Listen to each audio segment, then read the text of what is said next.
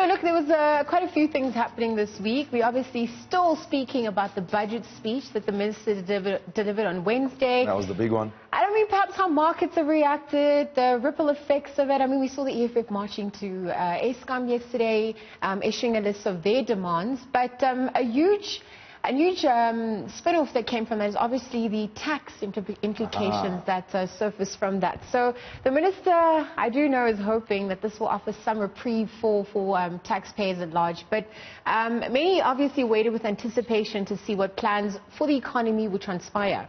The announcement by the minister that the personal tax rate would remain untouched was welcomed, although the increase in sin tax was not so popular. Now we're joined by the Director for Global Business Tax Services at Deloitte Africa, Botlhale Joel. Botlhale, thank you so much for joining us on Weekend Dawn. It's my pleasure. So perhaps before we get into the conversation, let's take a look at what the minister said regarding tax.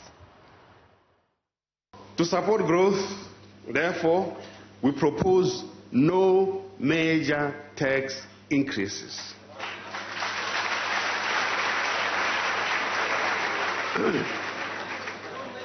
I don't know where people who talked about VAT increase got that from. Indeed, there is some real personal income relief. This budget means that a teacher who earns on average 460,000 rand a year will see their taxes reduced by nearly 3,400 rand a year. Hard-working tax-paying South Africans who earn on average 265,000 rand a year will see their income tax reduced by over 1,500 a year. All right, there we go. Some of the big talking points from the finance minister. I wanted to ask you, Botlhale, my major question is, what is your overall view of the tabled 2020 or 2021 budget?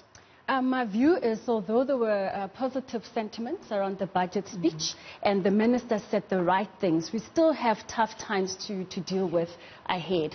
At the end of the day, now it's about execution, which is very paramount to how successful this budget speech will be. This is against the backdrop, as you know, of a sluggish economy that we've had to deal with. And I think that the minister has had to deal with a tall task in order to try and placate and satisfy different sectors in the economy.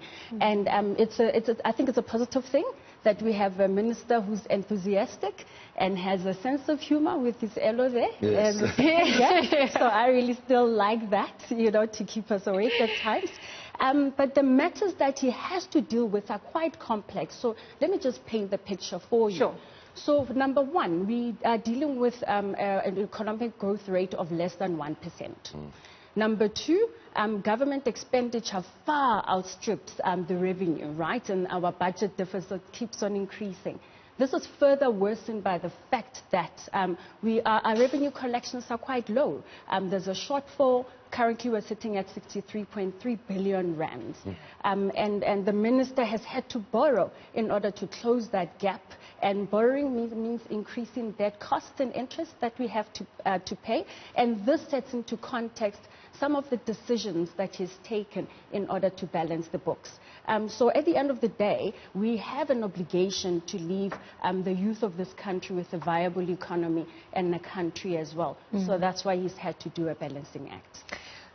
I'm just looking at the issue of sin tax, which, I mean, you mentioned in your intro as well. I mean, we see some increases. Cigarettes is up by 74 cents for, I think, a pack of 20. They're also going to be adding tax on e-cigarettes. And Hubbly Bubblies. And Hubbly Bubblies, exactly. So let me just take a step back and put this again in context as well. So the key takeaway areas on the budget speech was the fact that the minister would reprioritize spending, right? Because he has to take care of that. And with sin taxes as well, reprioritizing means budget cuts elsewhere and spending elsewhere, like we've seen with the wage bill, which is a contentious issue. And he still has to deal with labor on that regard.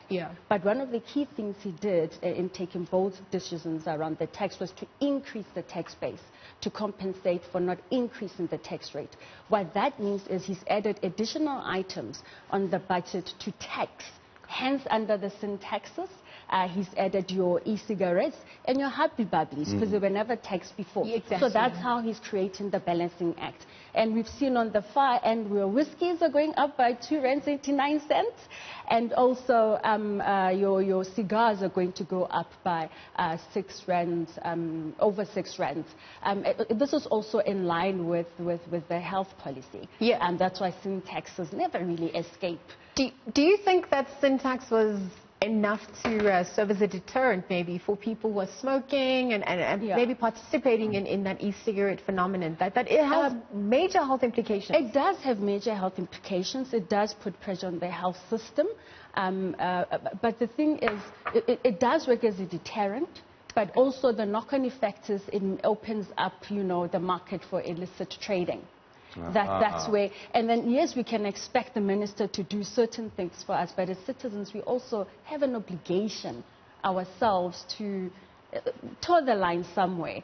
But I'll leave that to the politicians to deal with that further. But it does encourage that, but we also as citizens need to take responsibility, because we are cutting tax rates on this side, and I'm trying to discourage smoking as an example, but then we're going to put pressure on the health system, because you have to cater more for people with chronic illnesses. Yeah. Well, what about corporate tax, like that remaining the same? Yes. What does that actually mean in layman's terms?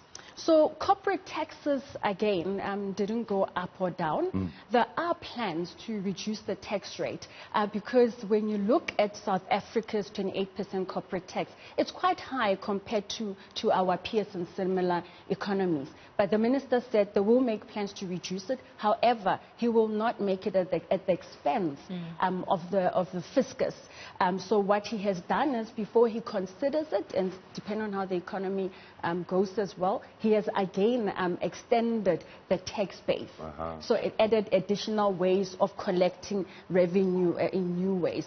For instance, he's going to limit the deduction of interest on foreign loans, because there's a lot of interest that we pay out, so he's going to limit that. Another example is companies who carry forward assessed losses year on year, which from a tax perspective, the minute you start earning taxable income, you can offset to neutralize and not pay tax. So he's going to limit that and only allow you to offset those taxes to reduce, offset those assessed losses to reduce the taxable income just a little bit and not all of it.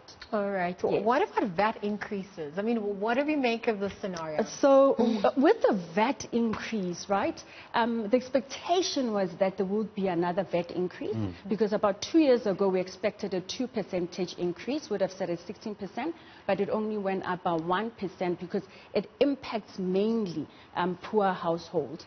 So we are possibly at a point where, when you look at what we call the Laffer curve, increasing tax rates does not necessarily mean you stimulate the economy. It, in fact, has the opposite effect. It's more pressure. It will kick you back into the downward spiral of trying to boost the economy. So that's what it means. That's why we've seen him not increasing taxes to placate the masses, but also to make sure that we don't tip over the Laffer curve.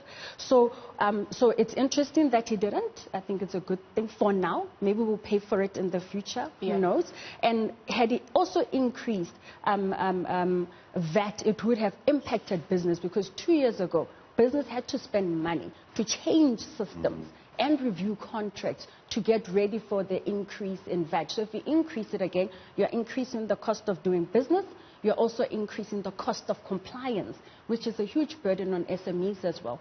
One thing I would have liked to see, though, is when you look at poor households as well, especially young girls, which we know are impacted a lot. I would have liked to see the list of items, of exempt items expanded to include feminine hygiene products, because I do feel that we do need to look after schoolgirls more. It would be interesting to see how the ratings agency Moody's, reacts on the back of this. But Botlhale, thank you so much for joining us in studio and perhaps making it a little bit simpler to understand the implications of that budget speech that, of course, happened on the 26th of February by Finance Minister Tito Mboweni. Botlhale Joel, Director for Global Business Tax Services and Financial Services Tax Industry Leader, Deloitte Africa Tax and Legal.